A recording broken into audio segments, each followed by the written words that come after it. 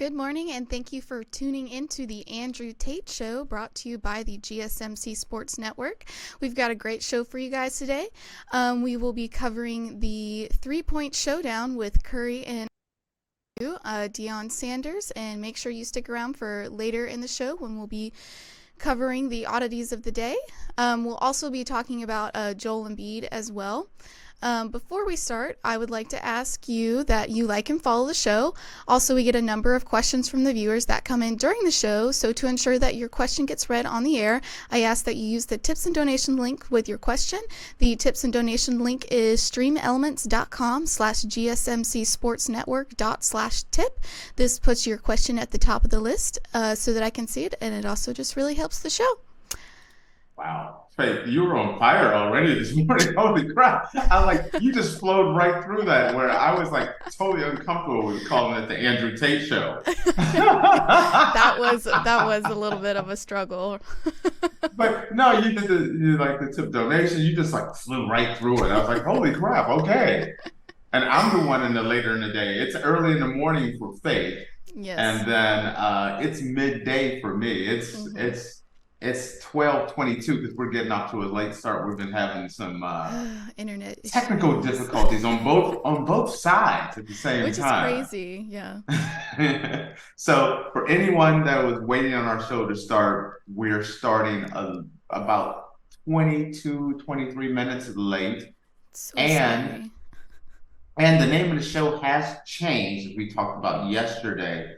It's the same show, just a little bit different name. Goes from the Tatecast to the Andrew Tate Show, which is kind of weird for me to talk about because it's my name. we wanted to keep you guys on your toes. That's the whole reason. Yes. We did it. So, okay, now, other than that, how are you doing, Faith? Now you got past the internet issues, anything. I'm good. Let's see. How many hours of sleep did I get last night? I think I got around 7.5 hours last night. Ooh, so you got a little bit less, and I'm probably 5, which is huge for me. Yeah, that's a big So I am on fire today. So that is a big deal. Yeah. All right. So what are we starting with? What are we doing? So first we're gonna start off with Joel Embiid. He injured his left knee at last night's game.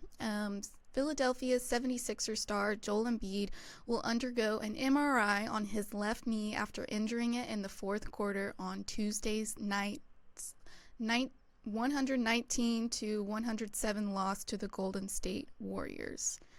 The injury occurred with 4 minutes and 4 seconds left in the game as Embiid was being double-teamed by the Warriors.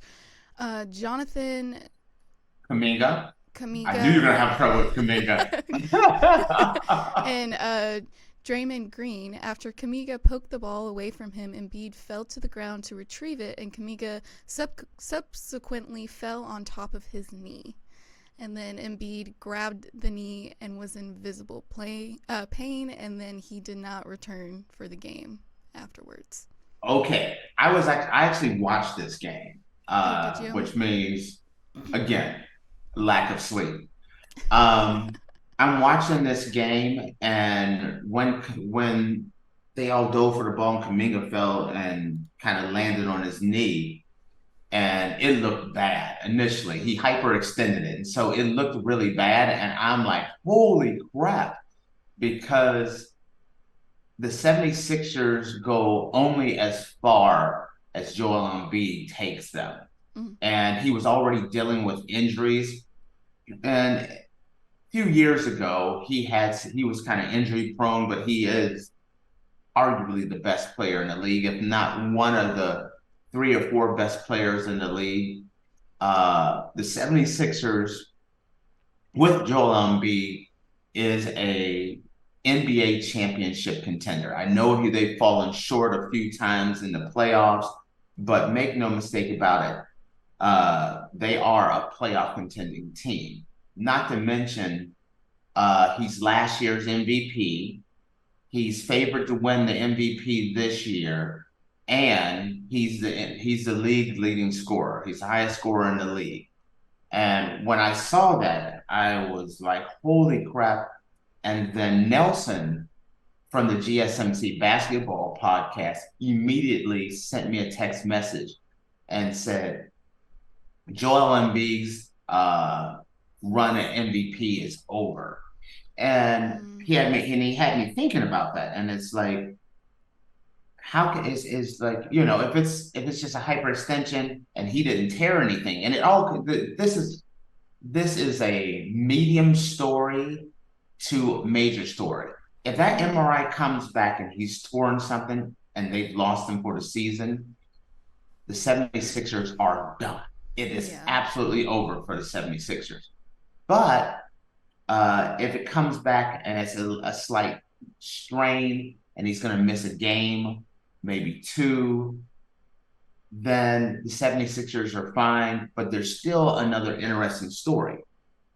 There's a story within a story with this one, and that is, let's say if Joel Embiid misses any extended time, the new NBA rule where a player has to play 65 games in order to qualify for NBA awards, that becomes major, because that means if he misses more than 65 games, a guy who is pretty much favored to win the MVP this year, he's not eligible to win the MVP. Well, he's already missed 2 previous games because of the knee soreness. Right. I think he's missed like 12 to 14. Like he's already missed like 12 to 14 games already. If he misses any more, then he's not eligible for all NBA. He's not eligible for the MVP. That becomes major. And when talking about this, there's another player, I forget who they were talking about on ESPN. I was catching as I was running out the door earlier today, that this new rule of you have to hit 65 games in order to be eligible. There's even a player that is in danger of missing and not making those 65 games. That's I think it's like a $50 to $55 million take. I mean, it affects his contract.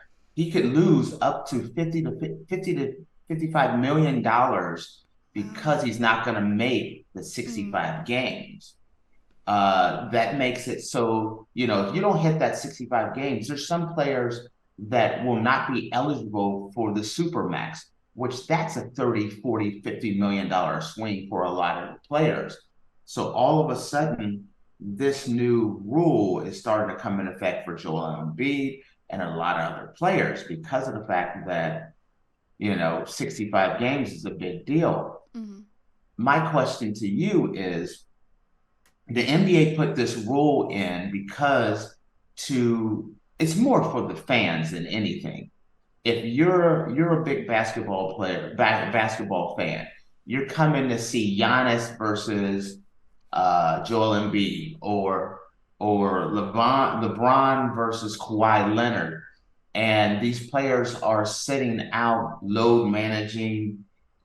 This rule was put in place so that fans are able to see their star players when they buy a ticket. And tickets to the NBA are incredibly expensive.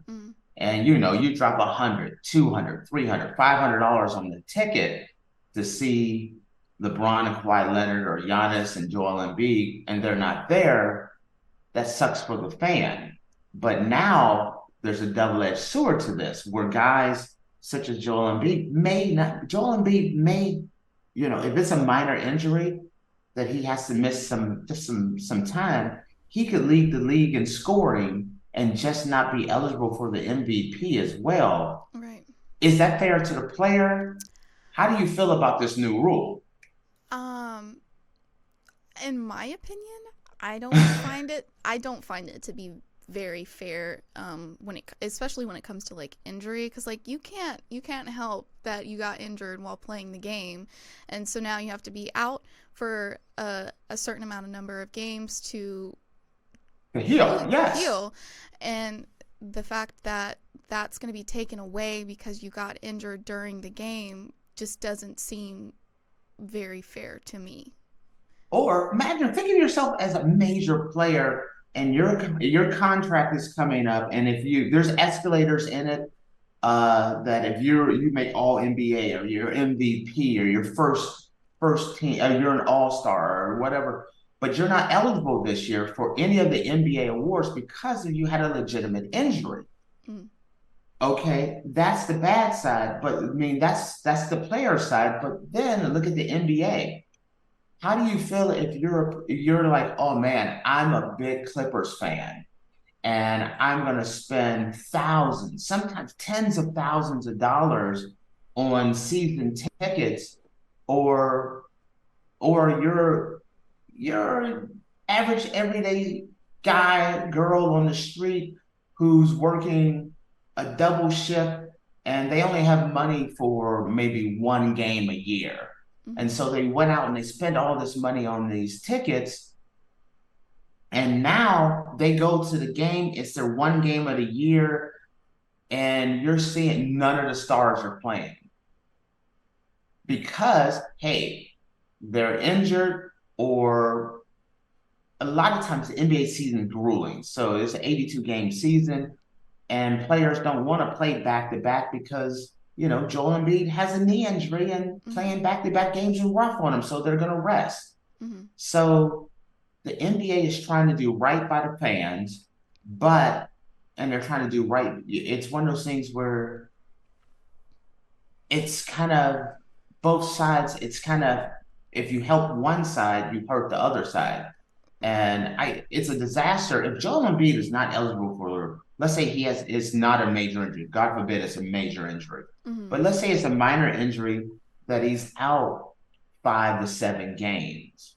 Is, legitimate injury. Is it fair for a guy like Joel Embiid to not be eligible for MVP or All NBA? Do you see both sides of this conversation? I would say no, it's not fair for Joel Embiid, and I understand what the league is trying to do for the fans, but you've got to take into consideration that the people that are playing, you can overwork them and then they can get more injuries, So is this where And that's the other thing, yes. Yeah, so if they're required to play 65 games in a year out of 82, yes. 82? That's a lot. Oh, the NBA season is a grind. I mean, it's a grind. And here's something that does happen sometimes. Let's say, and like I said, hopefully this is not a major injury for Joel Embiid. We'll find out today when the MRI comes back. If it's a major injury, this conversation is irrelevant. We're talking about the effect of the 76ers. Yeah. And Philadelphia 76ers. But let's say this is a situation where it's an injury that he would normally rest and take time out, but because of the fact that he wants to be contend for the MVP, he has to play. What happens is players of that size, you're talking 7-footers. Okay, so now he has to overcompensate because he's playing on an injury that should have been rested. It affects other body parts because you kind of overcompensate. So next thing you know, it can affect an Achilles. It can affect the other knee. It can affect the hip. So it's a situation where, especially guys that size, Joel Embiid in size, 7-footers, 6'8", 6'9", 6'10", 7'1" players, them having to play in these games, it could affect them another where you're overcompensating, so you're putting a lot more pressure on the right knee. Now you're putting extra pressure you're landing on your left knee and your hip and your ankles. You're putting more stress on your Achilles. Forcing players of that size to play is putting them at danger. And what they're trying to do is protect against players missing games. Now a catastrophic injury could happen where, hey, instead of them load managing for a few games here and there, now you might lose them for the whole year. And the fact is, Joel Embiid had already missed a couple of games because he was injured, but he was playing because he wants to be eligible for that MVP. Right. And now Kaminga lands on him, and now he could be out an extended period of time. Still, it's coming. It seems like this could be coming back to bite the NBA on this one. Do you agree on this one? Do you see what I'm saying on Yeah, this no, one? I see, I understand exactly what you're saying, and I agree. And if the NBA wants to have this rule where they require players to play 65 games in order to be eligible for stuff or whatever, I feel like there should be, um, like, Or go ahead. like there should be some, I guess, limitations to that. Like, if a player is injured and cannot play for a certain amount of games, I don't think that they should face repercussions because of that. You know what I'm saying? No, no, I agree, and I totally understand. And look at a guy like LeBron. LeBron is, let's say he's 40 years old. Let's say he's put a lot of miles on his body. An older player needs that time off. You're traveling, you're playing back to back on a road game. You have to travel. You got back to back games. Those older players need that time off. I don't mind load management, but I do understand where the NBA is coming, where the fans, the fans are the league, and they're trying to make it so. Let's say you want to go, you want to see you're in that Atlanta area, and so let's say you're a big Atlanta Hawks fan, and LeBron's coming into town.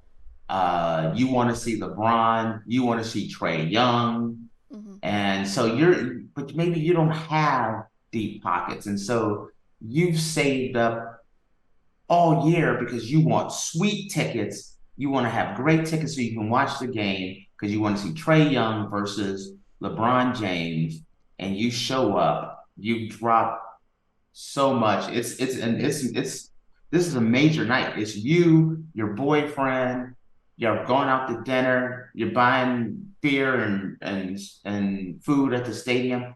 That's an expensive proposition, and you Mm-hmm. show up, you sit down, you're ready to go. There's no LeBron, there's no Trae Young. It's kind of like, really? Mm-hmm. So I understand the NBA side. I don't feel like there's a right answer. I don't know how you fix this situation. Um, I don't know. I see the wheels turning. I look at you. I totally see where you're looking there. And it's like I see the wheels turning in your head here. Maybe like I'm a very type A person, so my life is scheduled to the T. So like Yes. maybe the NBA, like, the teams can set out schedules and each player will be scheduled for certain games so that they all get like the 65 games in or whatever, unless they're injured, and then But that's you got injury issues. yeah. There's no, you know what I mean? And then, okay, you're gonna set out this schedule. I mean, you were talking because the big issue is hopefully Joel Embiid is healthy and it's not a major injury. But a big part of why this conversation comes into play is the fact that he was injured and most likely would not have played this game if this 65 game rule was in effect. Mm-hmm. So that's my speculation that he wasn't really healthy in this game. He hasn't been playing well because he's been injured, but he has to play. So that's why I kind of brought this into play. But if you're TNT, or you're ESPN, who has spent billions on having these games, these marquee matchups, it's the Golden State Warriors, it's the Philadelphia 76ers. You want this to be on television. This is must-see TV. If you make an announcement that, hey, this is a rest game, who's watching that game? Then the networks have issues with. If you're a sponsor, I'm not sponsoring that game. It's Yeah. it's Billy Bob and Jamal playing this week. And do you really want to be putting you Yeah. got a big Mercedes advertisement? Mm-hmm. There's a no-win situation there. Sorry, Billy Bob, if you're playing. I don't think there really is a Billy Bob and Jamal. Yeah, So, it is like you said. It definitely is a double-edged sword. And I don't really think any anybody is winning, honestly. no, With it's a lose-lose situation. yeah, They're gonna have to make an adjustment to this. This is the first year they're doing it, mm-hmm. and there's going to have to be a like waiver where it's like, hey, this guy is an elite player and he's had a legitimate injury where they're going to have to list or do Mm-hmm. something. There's going to have to be an adjustment, but this is already starting to become an issue because there's going to be players because of the way their contracts are structured that's going to miss substantial amount of money that they're not going to be able to get because they're not eligible for these awards. And that could be, when I say substantial, I don't mean it's a 50 or $60,000 swing, which is a lot of money to the average person. This is a 10, 20, 30, 40, $50 million swing that these players are going, that not being eligible is Mm-hmm. going to affect these Yeah. players. So Well. that's all. I just wanted to touch on this just a little bit. And you're like, okay. Well, I guess we'll have to keep checking to see if Joel Embiid's MRI is gonna go well or Yeah. not. Very Um, curious about what's going to happen. Hopefully, now, and the big story is hopefully, and I'm trying to stay more on the positive side that this is only more about the 65 games. If that mhm. MRI comes back and he's torn something, then who That's cares about that? yeah. That's their season. That's the Mm-hmm. 76ers season altogether. Yeah. So, all right. Well, with that, we'll take a quick break, and when we come back, we're gonna discuss Steph Curry and Sabrina Ionescu. Okay.